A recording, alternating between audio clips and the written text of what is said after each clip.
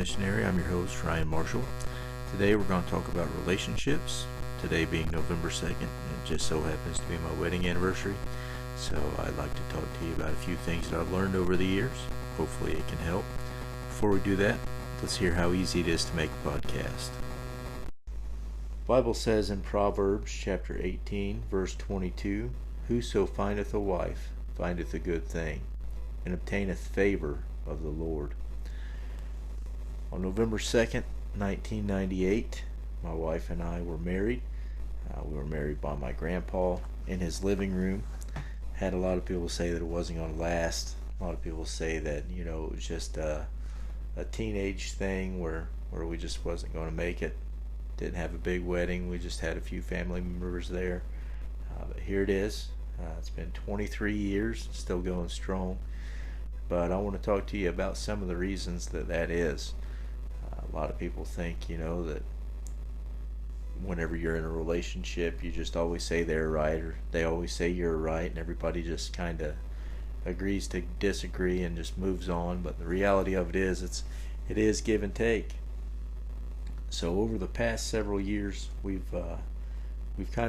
still getting to know each other. It's been 23 years, but I don't think you ever fully 100% know one another.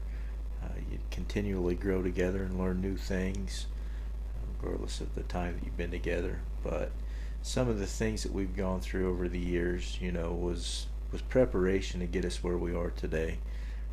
Some of the things that we questioned way back when, why did this happen or why did that happen, or try to figure things out like we do as humans. We realized that the reason that these things happened was because God was preparing us to be living in a third world country with our two youngest children. There were times where we didn't have money to do things, or utilities would be shut off. When the kids were younger, we had some pretty tough times. I was in sales for quite a long time, and if you don't sell, you don't get paid. You're either selling or you're not. So there were times where we done without. There were times that I would work 3-4 jobs, getting ready for my oldest daughter's wedding. I can remember I worked for the state of Indiana. I worked at the welfare office. I also worked delivering newspapers. I was the chief deputy coroner of Henry County. I worked at a funeral home, and I also worked at a meat market. So whenever I had time to do funeral home things, I would work there for extra money. Every day after work, I would go to the meat market, finish that up, then I would go deliver newspapers, and then I'd get up and start it all over again. But, this isn't a complaint. This is just giving and taking, right? Sometimes we just do things for the ones that we love.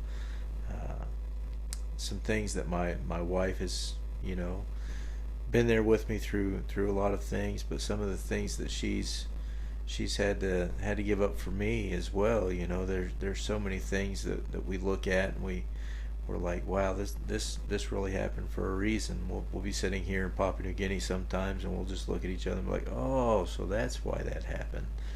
Or, oh, well, that's why we went through that, so we would know how to handle this. So all of these things, they all happen for a reason. They all made us who we are today. But I want to take some time to talk to you a little bit about a trip that I took in 2018. This trip was it landed on our wedding anniversary. I left on October 31st, and I didn't get back until November the 7th.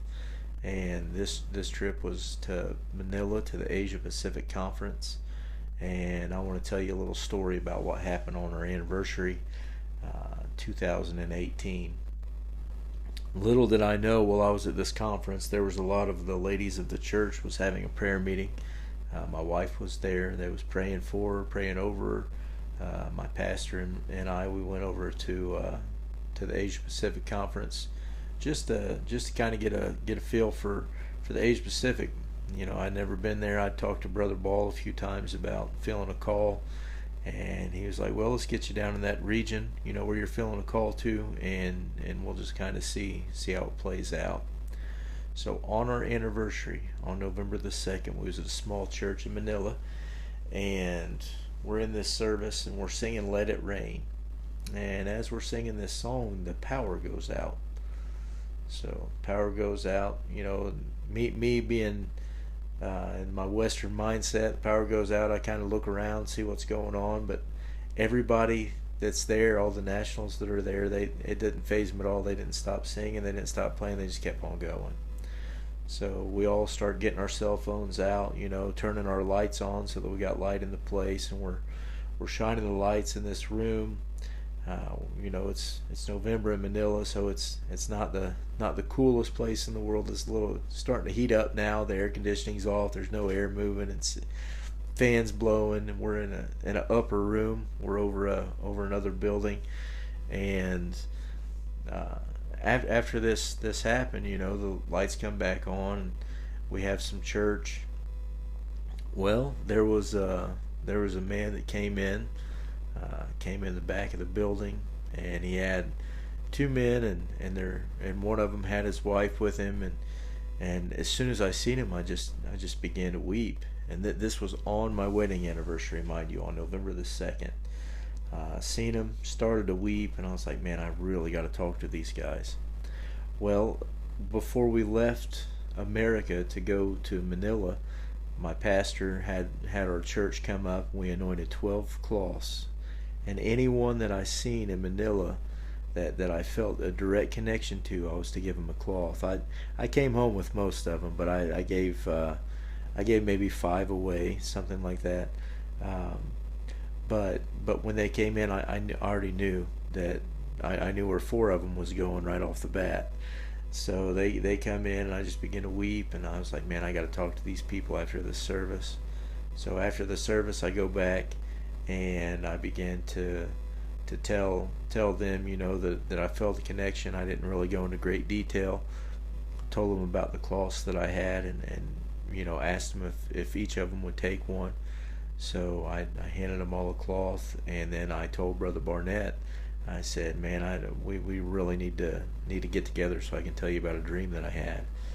And he kind of likes to joke around about like I do. So whenever I said that, he said, man, you're too young to be telling me about dreams. You need to tell me about a vision you had or something like that.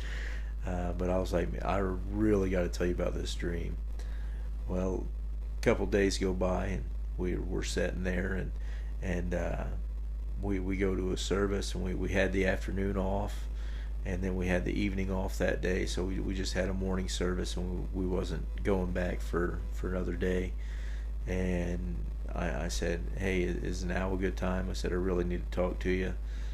So we go, and me and Brother Ball, Brother Barnett, and Brother Hardy, Brother Ty Hardy from Muncie, we all went to a little Chinese restaurant, and had a meal. It was kind of like a Panda Express, but they call it China King there. And we go into this place, and we're having this meal, and I began to tell Brother Barnett about a dream that I had, and tell him the story, behind the dream. And as I'm telling him this, he just begins to weep. So at this time, Brother Hardy, Brother Ball, they get up, they walk away. Me and Brother Barnett, we're sitting there alone. We're just pouring ourselves out, and come to realize, the dream that I had in 2015 is something that he had also felt around the same time. And he was telling me, that all of these things had fallen into place, with building of the house that's got a little separation, and all of these things that had gone on. And with that trip that happened on my anniversary in 2018, it was our 20-year anniversary, so it was a pretty big deal. But when Brother Ball called me to go on this trip, I told him, I was like, brother, I said, I got to get back with you. I said, that's my wedding anniversary, and I'm gonna have to get back with you. Well, before I could even hang up the phone, my wife, she looked at me, and she was shaking her head. We was actually sitting in a drive-through to get an ice cream cone in Hagerstown, Indiana, at a little place called the Dairy Cottage.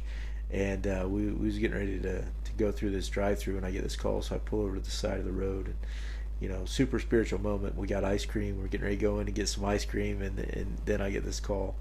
But whenever I was talking to him, before I could even say no, my wife, she was shaking her head no. She said, "You need to go on this." She said, "I feel like there's something that's going to happen. There's something that's just going to be that this is a trip that you really need to go on, whether it's our wedding anniversary or not." So she gave up her 20th wedding anniversary, spending it with me, to to further us, where we were going in ministry. But the night that I was talking about, one of the main nights that really stand out on this trip that was during our anniversary week of 2018 is they was all at the church praying, and we had an afternoon service in Manila, and there was a 12-hour time difference. So they was at the church praying. It was like 9 o'clock at night, and we was getting ready to go into our 9 o'clock service, and before we went in, there was just this feeling, this expectation. And my wife, she told me when I got back that the same day, this was actually on the 5th of November, the same day, my wife, she was like, she told me when I got back, she told me about this prayer meeting. And during the service that we had, Bishop Walls, if you've never heard of Bishop Walls, which most of you listen to this, I'm sure you have, but Bishop M.L. Walls, he preached a message that morning, and the title of the message was "The Need for a Missionary," and I'll never forget it. And as he preached this message, me and several of the people that went on this trip, we was praying, and Bishop Walls, he said, anybody that feels a call to be a missionary, he said, you come up here and you pray right now. Well, me and the gentlemen that were there, working that day, that's how we looked at it. We was on a mission trip. We was there to serve. We wasn't there to get prayed for. We was there to pray for. So we're up there. We're laying hands on people. We're praying for people. We're working the altars, and I look over and I see Brother Namey and Brother Ball. They were standing there, and they said, "You get over here now," and they pointed where they were at, and I went over and I was there, trying to be a help. But when they called me over, they began to pray over me, and there was another pastor friend of mine. I'm not gonna release his name because that's between him and the Lord whenever he makes that announcement. But we was up there, and we began to pray, and as soon as they went to reach out to lay hands on us, we both hit the ground. We was just sobbing and praying and crying, and there's so many pictures that it came to me from this moment that I've saved onto my camera roll, because it's a time that I never want to forget when this happened. And in one of the photos, you can see Brother Namey's got both of his hands on my back, and he's just praying. And Brother Ball is standing in front of me, and he's got his hands on my head, and he's praying. And then Bishop Walls is behind him, and he's sitting behind him, and he's just praying over me, and it's such a beautiful thing.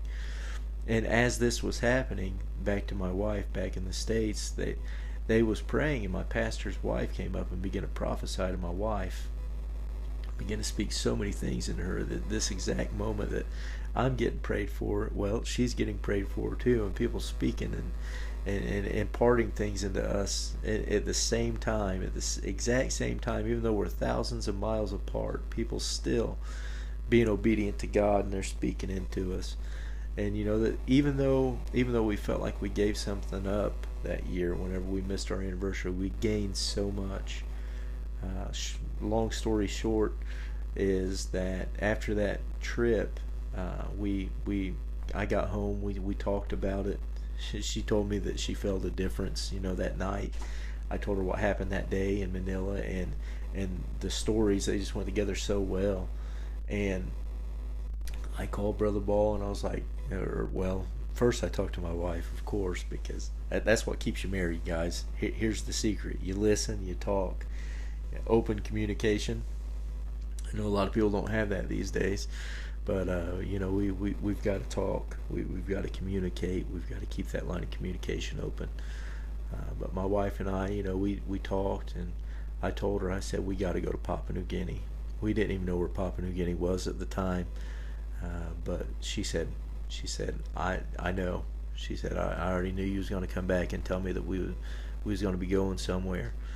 So we called Brother Ball. We set up an appointment to meet with him, set up a time, and he said, we'll get you to Papua New Guinea. Well, this was in November. We got back in November. We had our ministers banquet at Carmel, Indiana, at Faith Apostolic Church, the Indiana District Ministers Banquet. We go. Brother Ball, he comes up. He said, "Hey, I'd like to talk to you all for a few minutes. Could you come to the office?" You know, we was visiting the World Missions Director's Church, and you get called into the pastor's office. That's always a good thing, right? And we go in, and we've got Brother Sears sitting there. We got Brother Elkins there. We got some people from the board there. Brother Randy May, he was there. We sat and we talked for a little bit, and as we were talking, you know, that the burden, you could just feel the room. The room just began to the atmosphere began to change. We went into a place of prayer, went into a place of just going and just talking about the Lord, talking about the work in Papua New Guinea, casting some vision. And from that moment, Brother Ball said, "All right, we'll set it up. You schedule it with your work." This was in December, so November, Manila. December, we was in Carmel, and then January 27th, we flew out to come to Papua New Guinea. First trip ever to Papua New Guinea. It was my wife's first trip on a plane. My wife's first flight was from Indianapolis, Indiana, to Mount Hagen, Papua New Guinea, with a 16-hour layover in Manila. She had never been to another country, and her first layover was in Manila, driving to a hotel. So anybody that's ever been to Manila, that's a pretty good experience for your first trip overseas. Those roads are a little on the crazy side. I told her when we got in the cab, I said, just look ahead, don't look to the side. If you want to close your eyes, it's okay. But I always joke around. I'm like, if you ever want to get anybody prayed through, just throw them in a cab in Manila and let them drive them around the block a couple of times and bring them back, and they'll be prayed through when they get back. But we get there, and we get to the hotel. You know, the first night we begin to pray and we begin to seek after God. And we're flying out, and at this point it was about 14 hours. You know, by the time we made it to the hotel and everything. So we prayed. We sought after God. We slept for maybe an hour, get up, go back to the airport, get on our flight to Port Moresby, get here to Mount Hagen, where we're currently at now, and you know, we just begin to seek after God. But you know, being married for this long, there's things that we have to sacrifice, and you know, as someone that's felt a call to missions over the past, you know, several years. I felt the call to missions when I was 16 years old. I'm now in my 40s, so that just goes to show you how long sometimes it can take. But you know, just she's given up so much, you know, just over the past couple of years. You know, we look at 2018. She gave up the time with me on our anniversary. You know, we look at 2019. We're flying over here. After we flew over here in January 2019, we was actually on the ground living here by August of 2019. So our 22nd or 21st wedding anniversary we spent here. Last year we was stuck on deputation with COVID. On our deputation, you know, we spent our deputation. We was down in Mississippi, so we was actually staying with Brother Bishop there at Victory Church. He had us a nice apartment that we was able to use for about 3 weeks. Brother Fox had us booked out in Mississippi. So you know, we spent our wedding anniversary on deputation. We was able to get away for a few hours that day and spend some time together. This year, you know, we're here in Mount Hagen, so we're gonna try to celebrate our anniversary here. But you know, some of the things that our wives give up for us, guys, when we're heeding to that call in ministry, we need to be mindful of that. We need to make sure that we're putting their needs ahead of ours. You know, when we're in ministry, a lot of times we'll be thinking about everything else going on and all of the people that we're here to serve, and all of these things. But the reality of it is, we got to look at the things that she's given up too. We're 8,560 some miles from our granddaughter. Rose Lee, she was born while we was back in the States on deputation, and we got to see her for a few months, and then we flew out. That's pretty hard on a grandmother. I mean, it's hard on a grandpa, but I couldn't imagine. I'm sure it's I see that it's way harder on her. There's time with our two older children that still live in Indiana that we're missing out on, and she's their mom. She's given so much up so that we could come here and we could do what we do. And the crazy thing is, she doesn't complain a lot. She tries to stay positive, even though you can see that she's going through some things. But guys, the way that we make it as long as we do, there's people out there that's made it way longer than the 23 years that we put in, and I pray that God continues to bless their relationships and bless their marriages and bless their families. But there's things that we don't realize, that we don't feel like we're giving up not quite as much as she does sometimes. Guys aren't quite as emotionally driven as women. We do things, and we see results, and we're able to focus on that. But while we're focused on that, she's thinking about that birthday party we may have just missed, or she's thinking about that Christmas dinner that we weren't able to make it to, or that Thanksgiving, or that conference that we used to go to with the kids. She's thinking about NYC, or she's thinking about general ministry conference and things like that. We just got to be mindful, and we got to be sensitive of those things. So all I can say for you to make it as long as we have, or even longer. I mean, I don't plan on quitting this thing anytime soon. Is to focus, to be yoked up equally together, to take up that plow and just to push and push. But we have to keep their needs right there where we're at. That way we can focus on them and their times of need, and not just focus on things that we've got going on and lose sight of home. I was talking to one of our pastors just the other day, yesterday as a matter of fact. We was at his church, and we was talking about it being our wedding anniversary and how he's going to celebrate, and he was talking about how that's not an important thing here. And I looked at him, I said, look bro, I said, one thing you have to realize is, when everything else is gone, when your kids are gone, when they're all grown, when you're far away from people, when things start happening, she's what you have. She's your leaning post. She's your stronghold. We pray to God for strength, but they're the ones that help us get through things. She's our helpmeet. That's why God created them. But thank you for listening. I just wanted to post this today, and I give honor to my wife. I just pray that God blesses her this year and this coming year, and I pray that she gets some peace and some rest, because being in the mission field isn't always the easiest, but God's going to bless her for what she's given up and what she's doing. We love you. We appreciate you. We thank you for your continued prayers and support. I'll be dropping some links down below. Make sure that you click on those and check them out. God bless.